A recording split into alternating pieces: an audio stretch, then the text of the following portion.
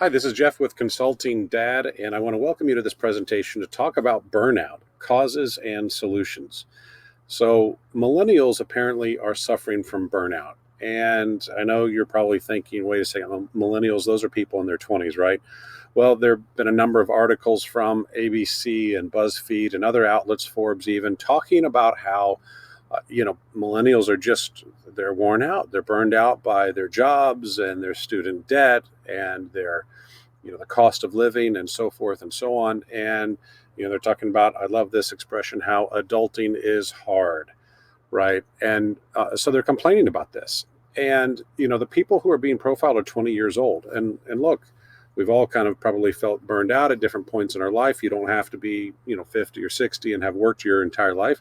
You can be burned out as a teenager, right? But there's a real phenomenon that's happening here, and these folks are so tired of what they're doing. They're giving up, they're quitting, they're moving back in with their parents. And very few of these have actually developed some sort of a sustainable alternative life or work. And they're not happy, right? So these are not people that are, walking away from the 9 to 5 job and then they're going to create their own business. Very few people are doing those things, although some of them are. And if you look up these articles, you'll find that they do profile a few people that have, kind of created a portable income, or they've gone and started a job doing something they love in a different part of the world. But that's a very small percentage of the people. So what are the underlying issues? How do these problems come to be? How do we have an entire generation or large portions of the generation that are experiencing these feelings? Well, number one, in my experience, is that they have unreasonable expectations. They believe that life is going to be easy. They went to college and thought they'd get a job, it'd be a guaranteed job. They'd love the job. They'd get constant praise from their peers and their superiors. They'd get regular pay raises, and life was going to be great. And you know what? Life, of course, is not that great. So it was their unreasonable expectations that created this gap between the reality and what their hopes and dreams were. And expectations are important, right? In our own minds and our interior life and our relationships with others and so forth. So they started with a problem. And then we have a lot of people who've made poor decisions in their lives, right? It might be that they went to college and they thought they were going to get some fantastic job with great benefits and all that. But guess what? The college degree today has more or less become what the high school degree was 50 years ago, because the feds have subsidized it, because so many people have borrowed money to get one. The supply of college graduates now, as a percentage of the workforce, is such that that degree does not guarantee the things that it once did. And so people have made poor decisions, just generally speaking. Maybe they should have done something else, gone to trade school, or gotten that experience instead of 4 years in college. Maybe they should have been working at a job, so they would have been earning all that time instead of incurring debt and developing experience. Or maybe they made poor decisions when it came to the degree that they pursued. Or maybe they made poor decisions in their life, right?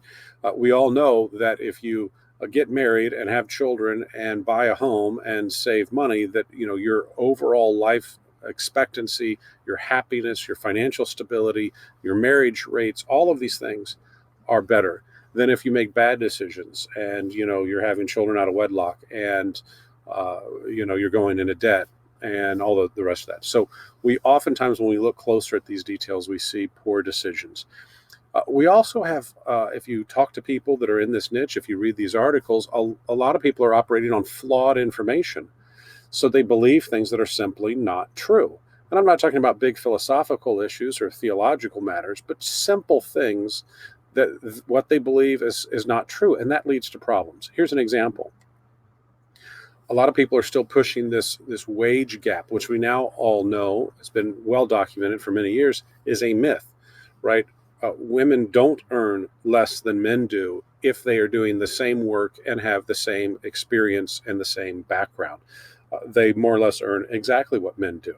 The truth is, the so-called wage gap is because women will leave the workforce oftentimes to raise children, or they're not willing to do certain jobs because they're difficult, or they can't travel because they're a stay-at-home or they're a single mom. And so all of these things are what account for that supposed wage gap. But because people still believe these things, it influences their decisions, and they carry those errors into their relationships in the workplace, the relationships with their employers. And employers don't want to hire people who have fundamentally erroneous notions about the workplace and about relationships. So, beyond flawed information, we also have an entire generation, several generations now, with malformed consciences, right? What do I mean by that? Well, they refuse to accept responsibility for their decisions. So, for example, we have a generation or two now that have incurred all this college debt. They borrowed other people's money to finance their education, and now they don't want to pay it back. They're angry about that instead of being grateful for being able to use other people's money to advance their own lifetime earnings. So this is going to act like an anchor on them for their entire lives. We have people who basically they're not just lazy, which is bad enough, of course, but we have people that are envious of what other people have. So they're on their couch in their parents' basement and they envy other people. And you're never going to get ahead when you have those kinds of attitudes. Nobody's going to want to hire you. Nobody wants to work with you. And you're very unlikely to ever go out and create other value for other people, solve other people's problems when you're consumed with envy. And then, of course, we have a critical factor, and that's poor parenting. So the people who are oftentimes experiencing these problems, they are the consequence of poor parenting, and that poor parenting continues into their 20s and 30s. So these are parents who did not raise their children well, who did not coach them and help them make the right decisions, who did not show them the value of sacrifice and discipline and good planning and decision making. And now that those children have come back, they continue to coddle them and they continue to enable those bad decisions. Now, it's not just millennials, right? It's easy to beat up on millennials because of all these factors, because of these generational phenomenon. But modern society is beset with all of these problems. And boomers, as an example, boomers are the parents of these millennials. They are retiring early or dropping out of the workforce altogether because they themselves have been resistant to change, right? They thought that they had some sort of guarantee or an entitlement to, an entire career, wherever they wanted it to be. They thought they could go work for an employer and choose the employer they wanted to work for and more or less have a guaranteed job. And guess what? That's proven not to be true because the economy is changing. In fact, we live in a world that is dynamic. Our bodies are dynamic. Our souls are dynamic. We are not who we were 5 minutes ago. In our essence, our DNA, we are, but we have learned and grown older, and we've changed, and we've acquired new information. We've had new experiences. We live in a dynamic world, but even the boomers have, kind of, if you talk to enough boomers, you'll find they are kind of resentful of the fact that they had to retire at 60 instead of 65, or they had to look for a new job or cross train about those things. And so this is a cultural problem. We have a lot of identity politics, right? I'm a woman, or I'm a single mom, or I'm a minority, or I'm this. All of these sorts of things that people are consumed with and they identify with that they really had nothing to do. It was not about the outcomes they achieved. It was not about the good things that they did for someone else. It was about how they identify, whether that identity is a true one or, it's inauthentic, right? Again, these are things that inhibit their job opportunities because the truth is that in the marketplace, those kinds of people provide less value than others, and those kinds of people are going to cause other problems in the workplace.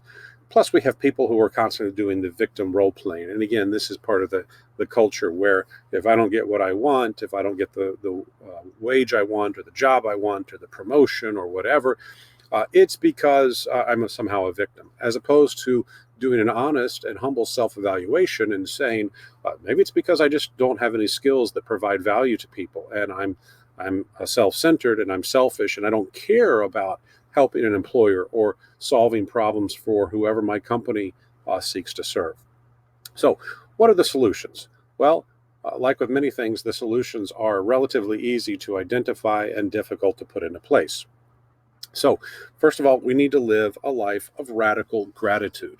What does that mean? Well, it means being grateful from the moment you wake up until the moment you go to bed about everything in your life, from indoor plumbing to electricity to central heat and air to safe water to drink, and on and on and on. Being grateful even for having the life that you have and the opportunity that you have to choose to do the right thing. And when you live this way, when you're constantly thanking your creator for all of these things, it's hard to become envious. It's hard to become lazy. Another thing is the entire turning on its head our life of leisure and pleasure and the culture that we have of nonstop entertainment, and embracing the fact that we were created in the garden to work, and that when we work and we embrace change and we see challenges and we overcome them and we grow, this is the natural state of existence. This is the state that God created us for, not to spend all of our time seeking pleasure and all of our time looking for ways to get out of work. That's a problem. So we've got to embrace the reality, embrace the truth of our creation. And we need to focus ourselves on solving problems for other people. That's really what an economic value is about. That wage that you might earn, or that project fee that you might uh, earn, or that business valuation that you might achieve, is all about solving problems for other people. And when you look at it from that standpoint, instead of looking at it from, how much do I get paid, then your ability to solve big problems for many people quickly, there's a dramatic transformation that happens there.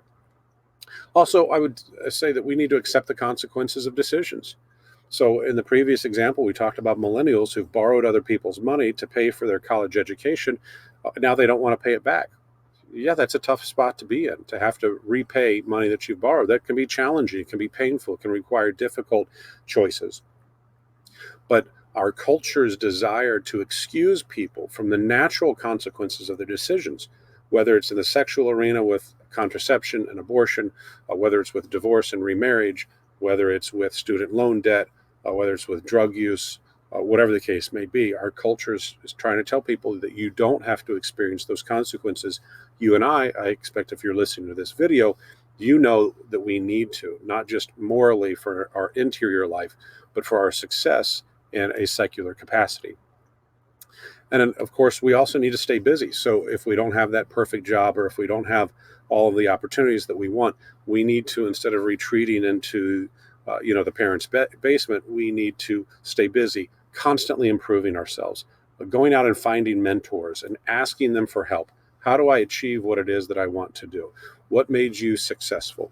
Who should I go meet? How can I improve myself? Having the humility to ask other people for help. And of course, learning new skills is vital. Whether you're a 21-year-old and you've got a worthless degree in a social studies from your state school, or whether you're 60 and you're looking for new employment because your old job has gone away, learning new skills is a vital part of this earlier idea of embracing change and challenge and growth so that we can serve other people. When we're really devoted to that, we're willing to learn new skills, and those new skills will increase our value in the marketplace because we can help people. And learning new skills is also a great way to keep your brain young and fresh and working at its highest potential. Finally, working on self-discipline. Most of us need this, whether it's self-discipline with food or with drink or with the use of our smartphones or with entertainment or with anything else that gets to our natural appetites and passions. Working on self-discipline will help us to be a better employee, a better manager, a better employer, a better entrepreneur. If we're really devoted on other people and solving their problems and not quite so focused on what I want in this moment, then we're going to be more successful in the long run, and we're going to be a lot happier. Thank you for joining us on this presentation. If you've liked anything that you've heard, or you're interested in learning about how we're helping Catholic husbands and fathers improve their lives and their work, stop by Consulting Dad. Have a great day.